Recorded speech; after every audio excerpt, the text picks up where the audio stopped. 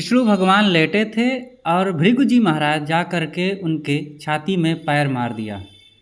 तो विष्णु जी उनके पैरों को पकड़ करके सहलाते हुए कहते हैं, भगवान क्षमा करें, मेरी कठोर छाती से आपके पैरों में चोट लग गई होगी है। इसीलिए कहा गया है, क्षमा बड़न को चाहिए छोटन को उत्पात, काह विष्णु की घट गई जो भृगु मारी लात।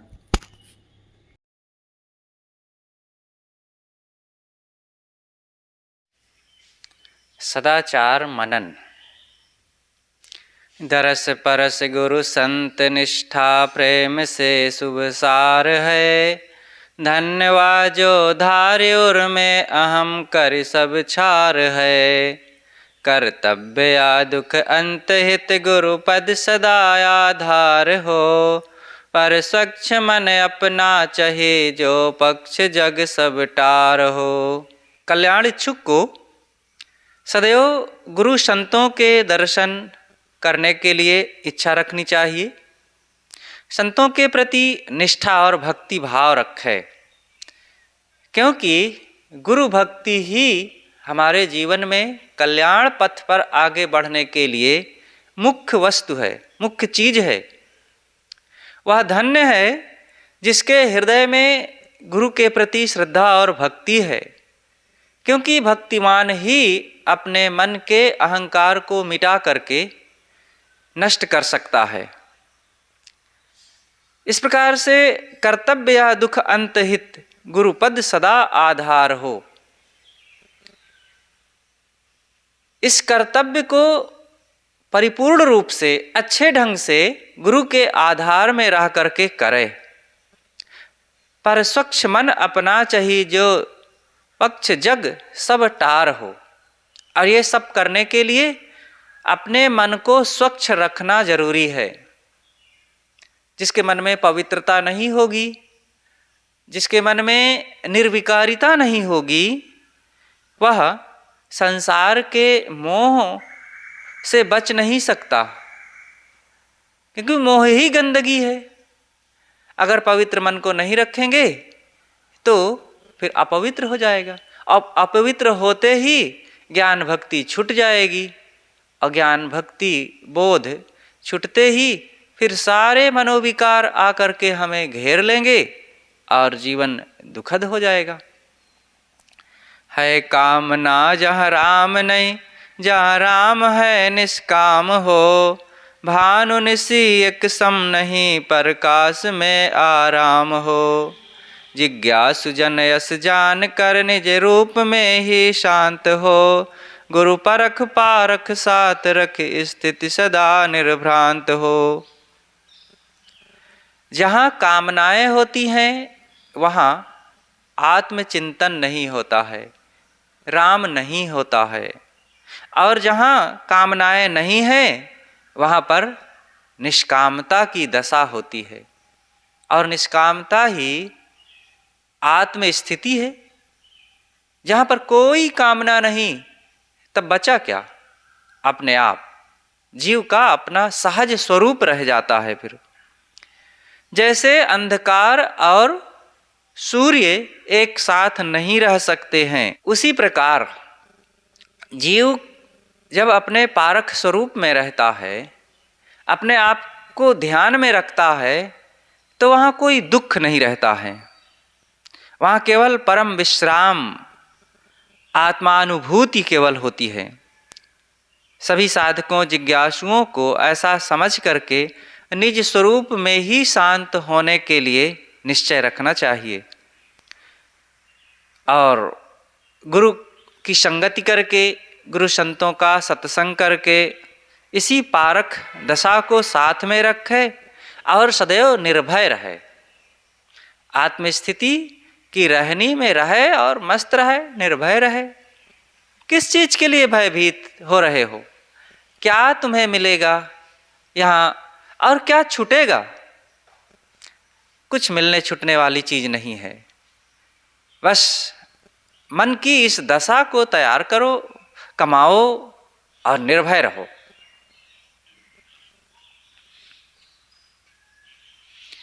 देहधारी जीव जित चलते वो फिरते देखिए। तन मन वचन से हो दया निज सम उन्हें भी पेखिए। घात करना पाप है त्रैताप में जरता सदा। अस जान हिंसा को तजे नए दुख किंचित हो कदा।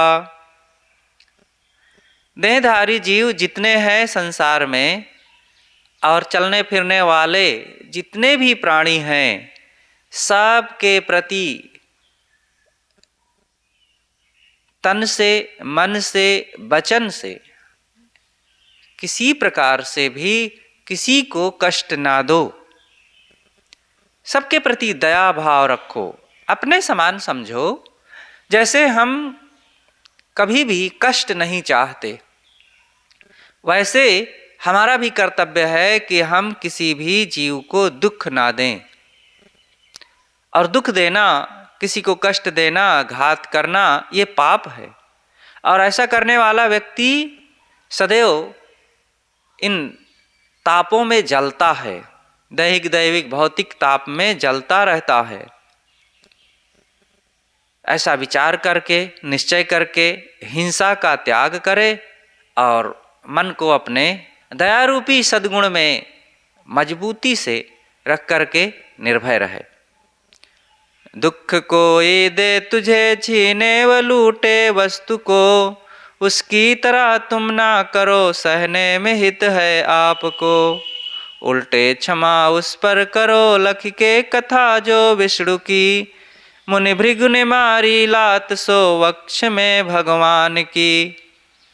कोई तुम्हें दुख दे रहा है, तुम्हारी कोई वस्तु छीन रहा है, तो उसकी तरह तुम भी उससे बदला ना लो।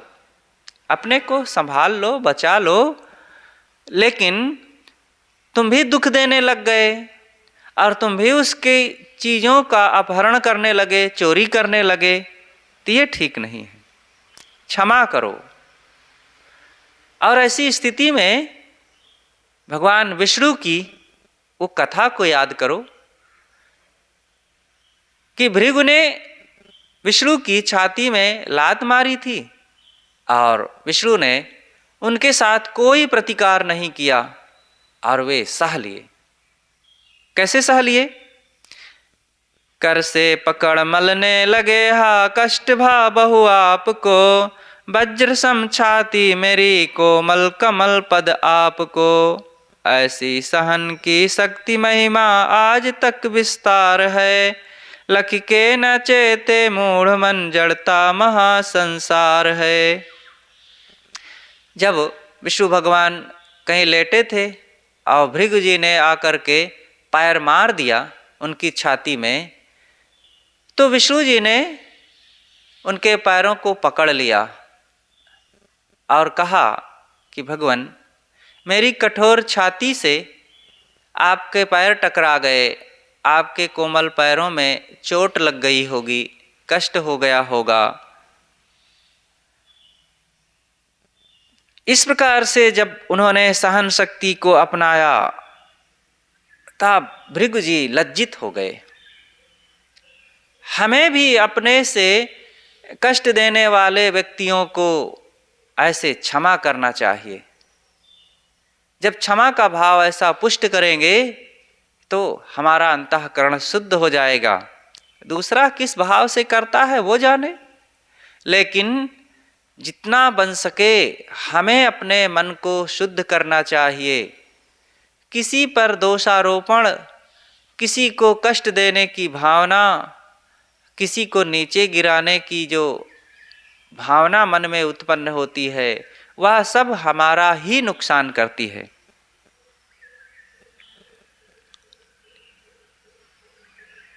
सदैव अपने ही व्यक्तित्व को शोधना और निखारना चाहिए।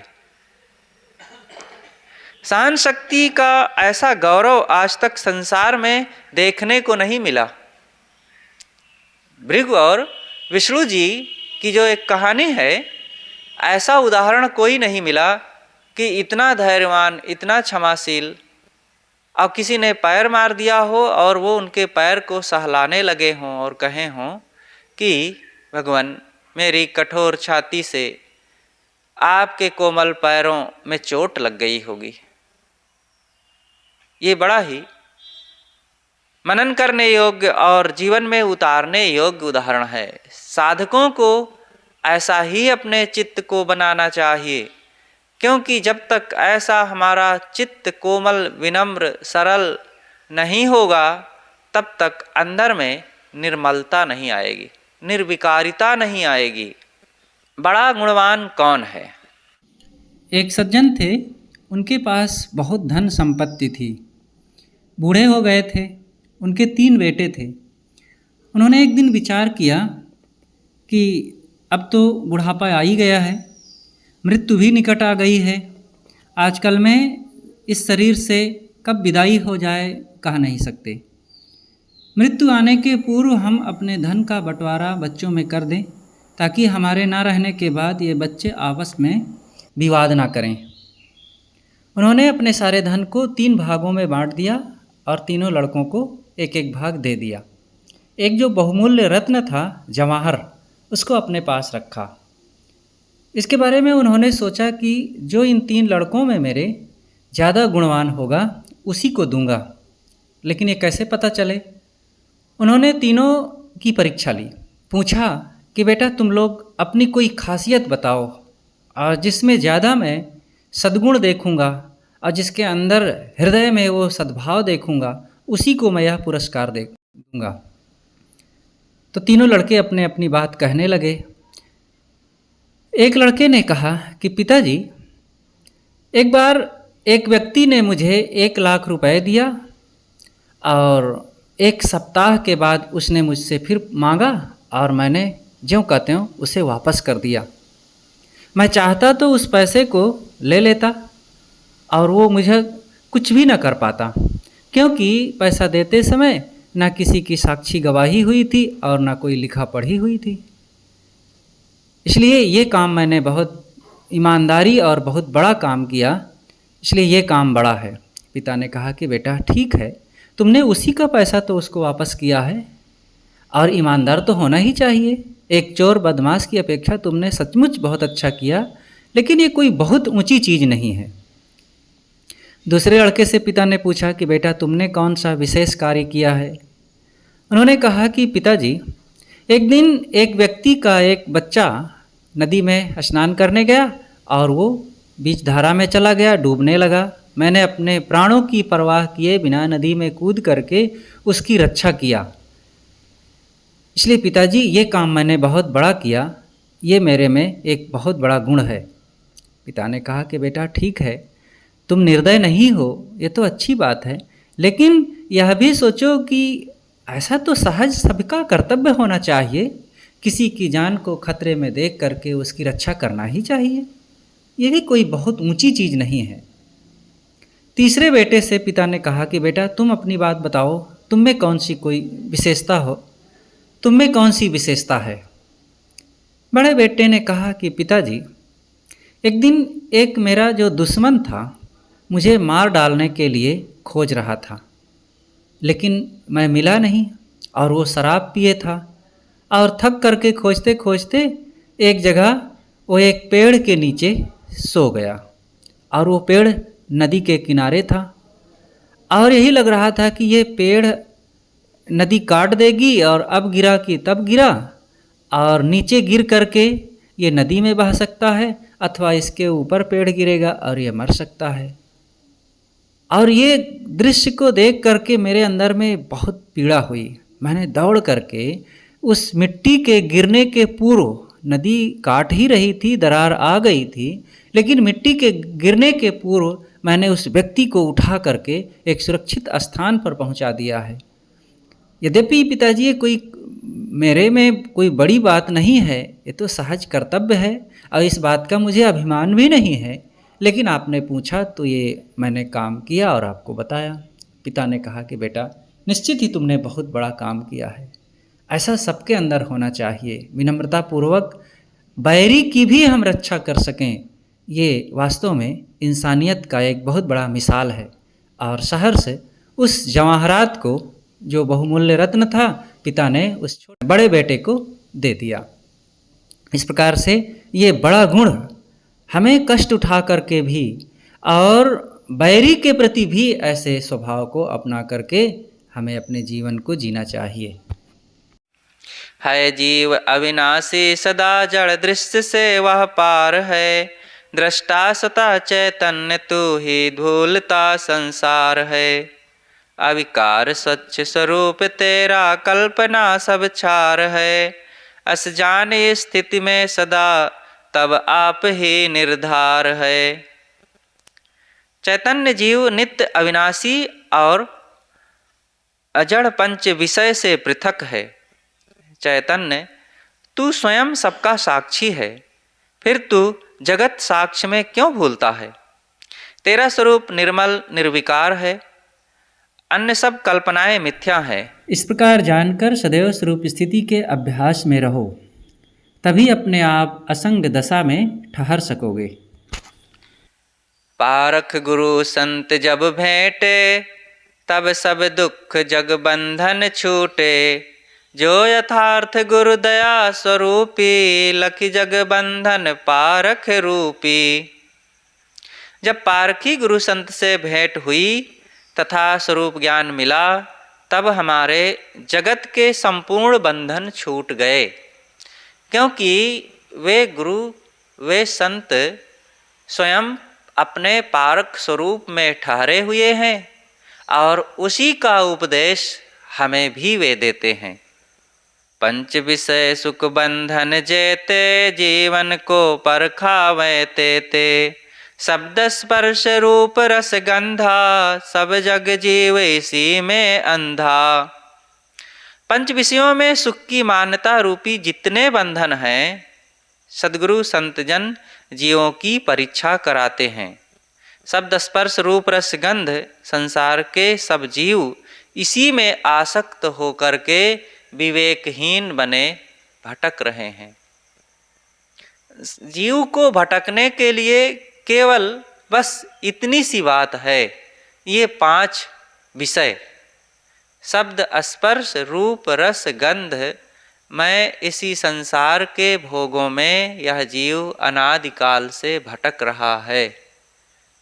इन्हीं में मोह कर करके आसक्ति बनाता है और आसक्त होकर के रात दिन इसी में सुख की तलाश करता है, और सुख तो मिलता नहीं और आसक्ति दिनों दिन बढ़ती जाती है, और फिर आसक्ति के बदले में उसे दुख, अशांति, पश्चाताप, पीड़ा, भय, शोक, चिंता मिलती है। गजब है। खोज करने के लिए हम चले थे सुख की और मिल गया दुख, और रात दिन दुख अब साथ लगा रहता है। और फिर भी सुख की आशा से वही काम बंद नहीं करते हैं जिनसे दुख मिलता है। रात दिन मन में खोज रहती है सुख की और काम करते हैं उल्टा, इसलिए मिलता है रात दिन दुख ही। ये कब बुद्धि हमारी सही होगी? जब तक इस विपरीत कर्म को छोड़ेंगे नहीं, तब तक दुखों से पिंड छूटेगा नहीं। शब्द राग स्वर स्रोत पसारा, कोमल पर्श त्वचा विस्तारा। सुंदर रूप नेत्र लख भीना, जिह्वा स्वाद लीन रस मीना। जहाँ तक स्वर एवं ध्वनि का विस्तार है, यह सब कान शब्द का विषय है। जितने भी शब्द हैं, कोई भी शब्द हों, सारे गामा पाधानी, जितने ये आवाज़ हैं, ये सब शब्द विषय हैं। पशु पक्षियों की आवाज़ है, और नदी झरनों की आवाज़ है, मनुष्यों की आवाज़ है, और वस्तुओं के टकराहट की आवाज़ है। ये सब शब्द विषय है।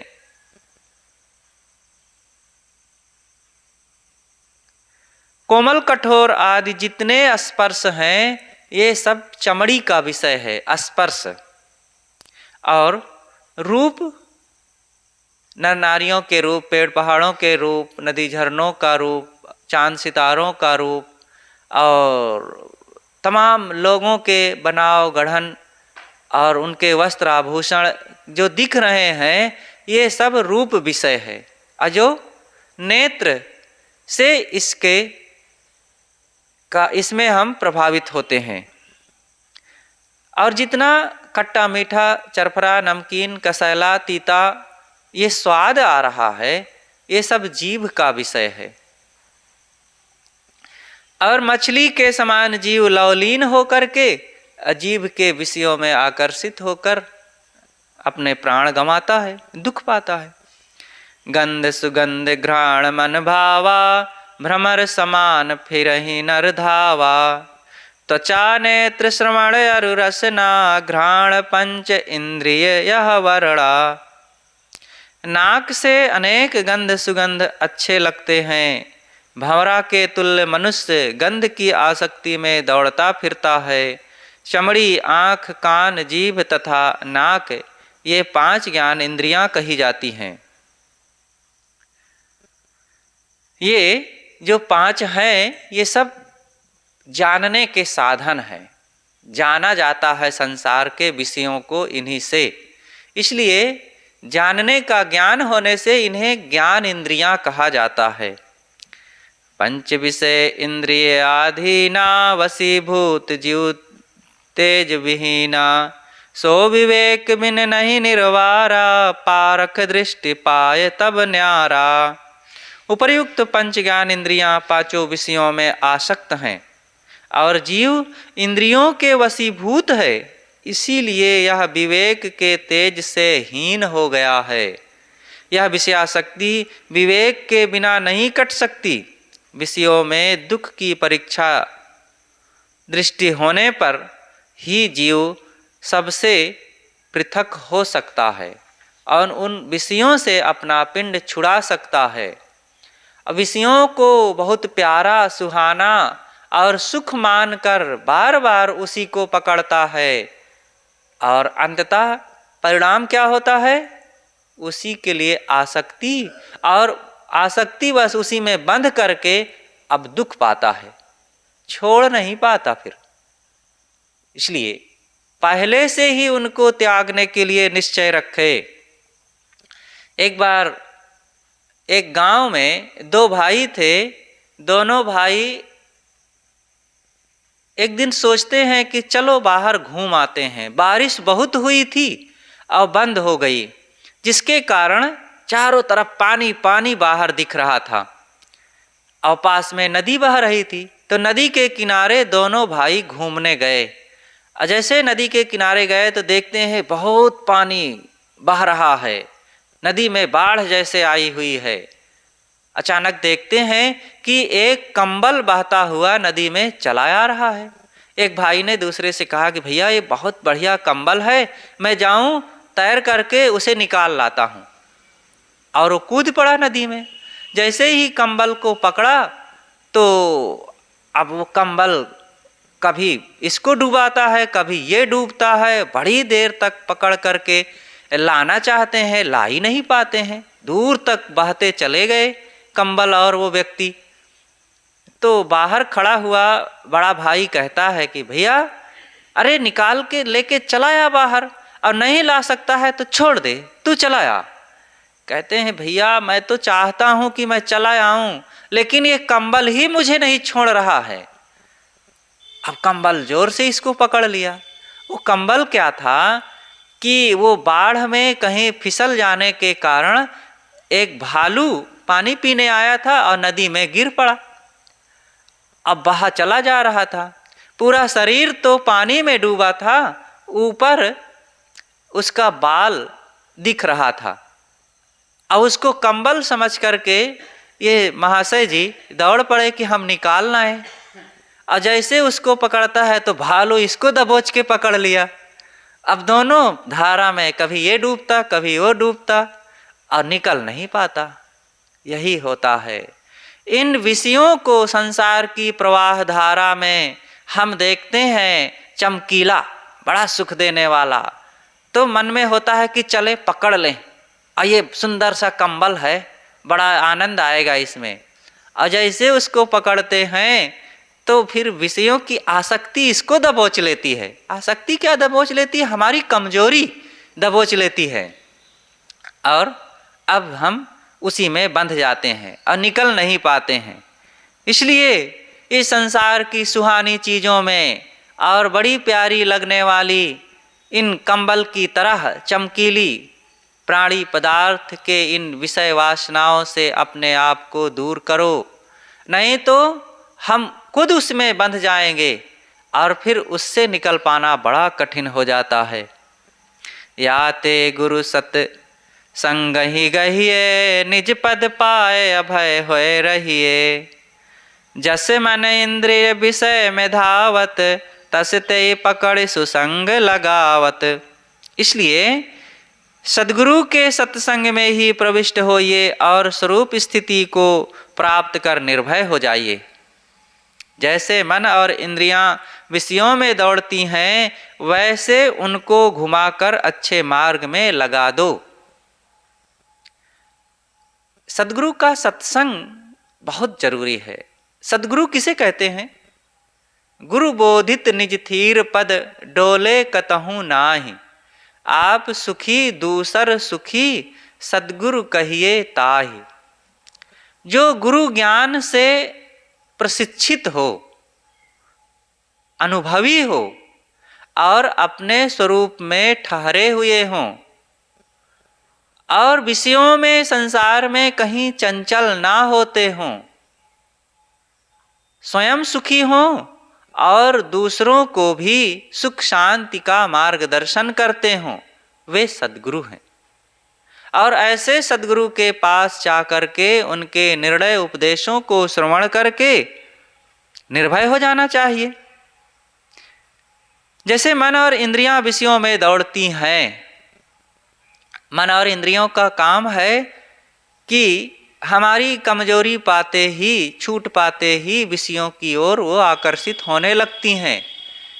तो काम ही है मन का विषयों की ओर आकर्षित होना, मतलब विषयों को ग्रहण करना। ये विषयों को ग्रहण करना बुरी बात नहीं है, इसी से जीव का काम बनता है शरीर निर्वाह करने का।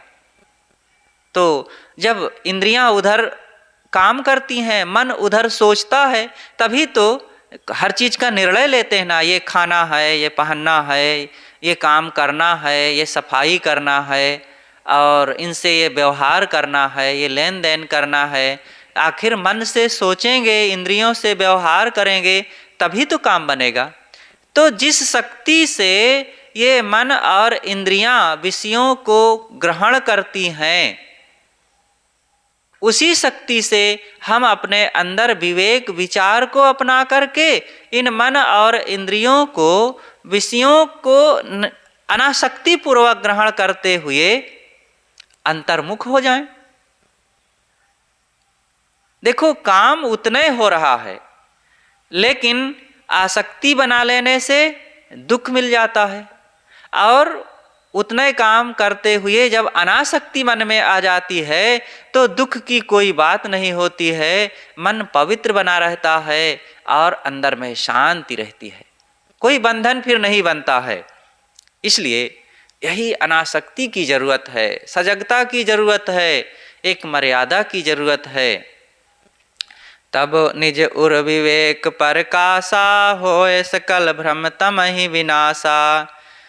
तब वैराग्य सदा मन भावे, सब उद्वेग सहज में जावे।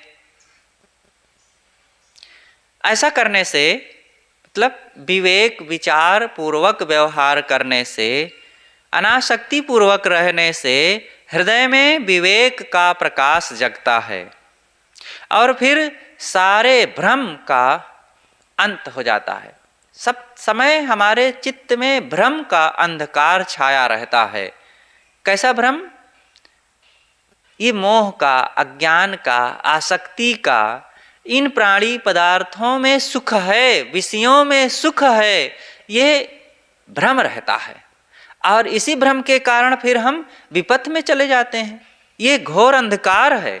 इसलिए जब अंदर में विवेक जगेगा, सावधानी पूर्वक गुरु संत के निर्णय विचारों के अनुसार जीवन आचरण को बनाएंगे तो विवेक जगेगा और विवेक से भ्रम का अंत हो जाएगा।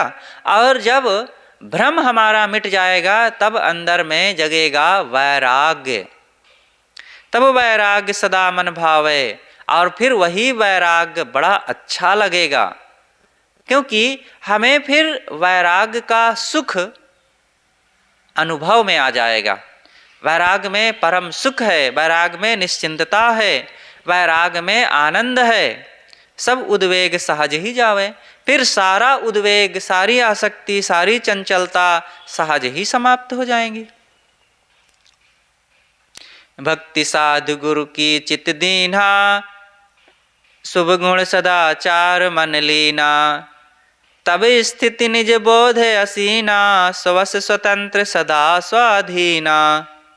वैराग्य प्रिय संत गुरु की भक्ति सेवा में मन लगाने से अच्छे गुण और आचरण तन मन में भर जाते हैं, जीव स्वरूप स्थिति में स्थित हो जाता है और सदा के लिए स्ववश स्वतंत्र तथा स्वाधीन हो जाता है।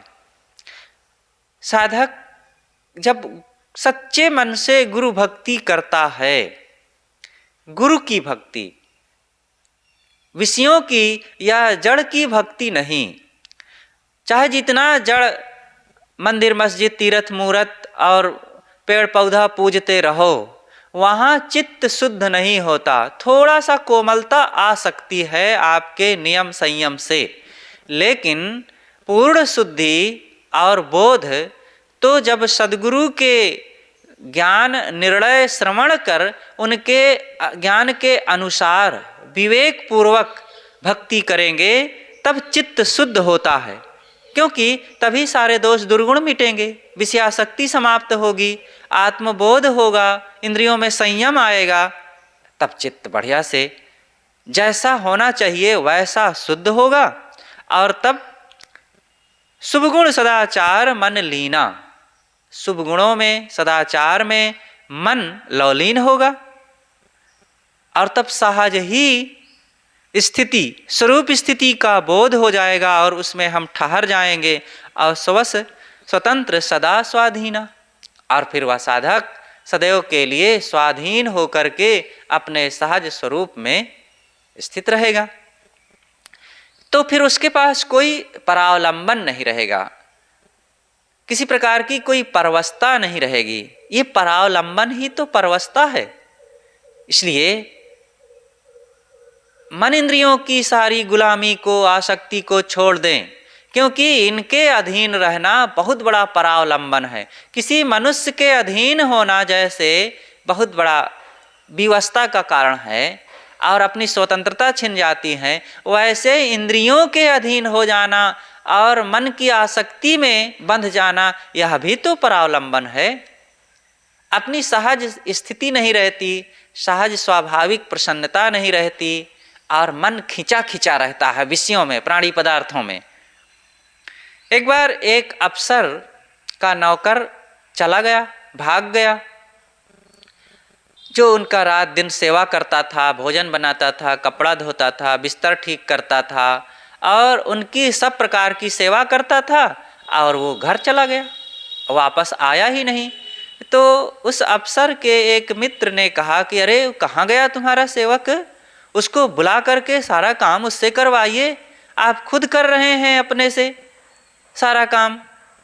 तो उन्होंने कहा कि कोई बात नहीं, जब वो चला गया और मेरे बिना वो सुखी रह सकता है, तो मैं उसके बिना कैसे सुखी नहीं रह सकता।